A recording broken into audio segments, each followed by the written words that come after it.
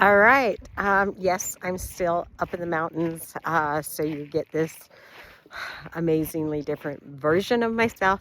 You get it off my phone. You get it just without my lashes, with just the broken down version, right? Um, and I'm actually okay with that. I wouldn't have been at one point, but I am now. So I wanted to talk about, I had an amazing experience yesterday. Had the opportunity to go serve. And we were giving an amazing meal to people who didn't always know where their next meal's coming from. And a couple things really stood out to me. One, you couldn't tell by how they were dressed that they were worried about their next meal. You also couldn't tell by their attitude. Most of them came in smiling and happy and in joy. And it was just so amazing to look at and go, you cannot tell what people are going through by what you see. We look at people and we judge, or we look at people and assume that their life is easy or whatever. We make assumptions all the time about other people's lives. And the truth is, we have no idea what's going on. We have no idea how hard their life is, how easy their life is. If we were in their same shoes, how we would handle it. Be honest, we don't even know what their shoes look like. We just see the surface. We just see what we choose to see. And I just really want to say, we have the opportunity to choose kindness, to choose to assume that maybe that joy they're showing us, behind it is something more. Behind it is somebody thinking, at least I got to eat today. One lady come in and she goes, this is my birthday meal. And we're like, is today your birthday? She's like, yes. So we started singing happy birthday to her. And number one, my first thought was, I'm glad she had a meal today. Number two, I thought, wonder if anybody else is going to take the opportunity to sing happy birthday to her. Her life, she found joy. She found joy in the moment, not looking at where she thought she would be by now, because I guarantee nobody who was there yesterday thought this is how their life was going to look. Nobody who was there yesterday said, when I grow up, this is what I want my life to be.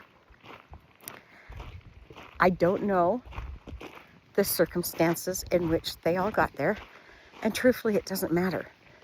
What matters is they are still human beings, and they deserve to have the basic necessities. They deserve to be treated with kindness, with respect, with love.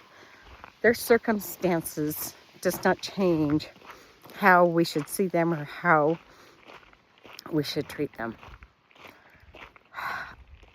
I really am so impressed by the people who started this service. It's called Fill the Pot, and it's done by, their name is The Ragsdale, and they started almost 20 years ago. We fed over 200 people yesterday. They started by just going to the park and handing out meals.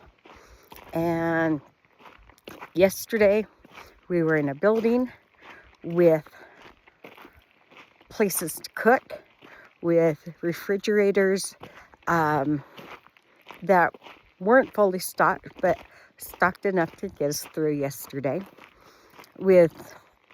You had to unplug the microwave to keep the fridge going. So if you needed to use the microwave, you had to go unplug the fridge, plug in the microwave, get done with the microwave, unplug it, plug the fridge back in, because the circuits couldn't handle both. So it wasn't perfect, but it didn't stop them from giving. They found a need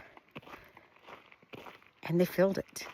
And they've been filling it every Sunday for almost 20 years. And then they've added a few extra days. But they are making a difference in this world. They are looking at people and not judging them by what you see on the surface.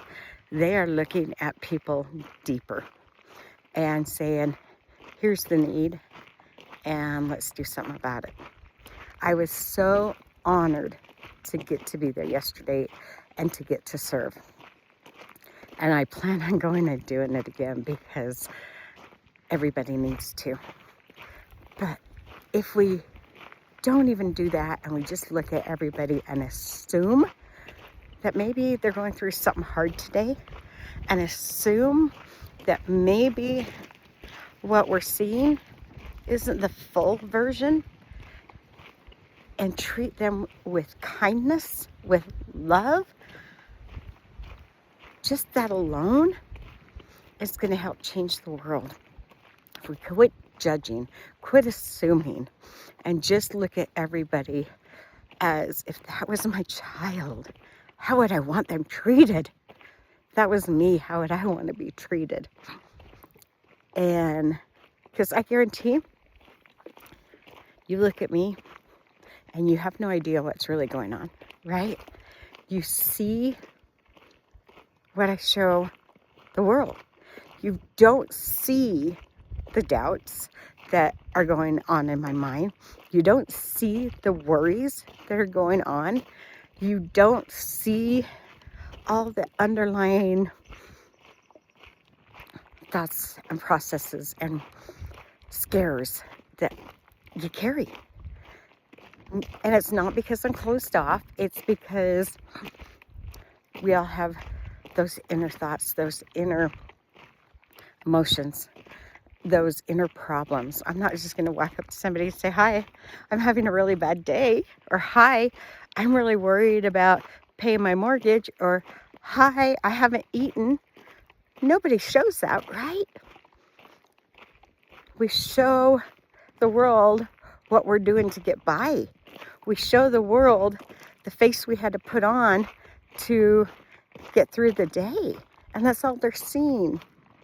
But a lot of times, if you take the opportunity to look deeper, you are going to see more. But more than that, just assume everybody has something going on in their life that isn't easy, that isn't exactly how they want, that's worrying them, that's weighing on their mind, and treat them with kindness, treat them with dignity, treat them with love. That right there, if we start there, before we even start with the service, if we start there, we're going to start changing the world. It's going to be a gentler place, a kinder place, a more loving place, rather than gossiping about each other, rather than talking about, oh, look at that outfit, or whatever.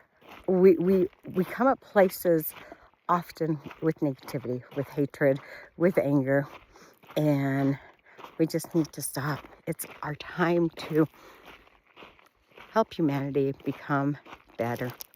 That's really my wish, is that we all treat people how we would want to be treated, or how we would want our kids to be treated. If you get nothing else from today, just remember that what you're seeing on somebody else isn't the whole story.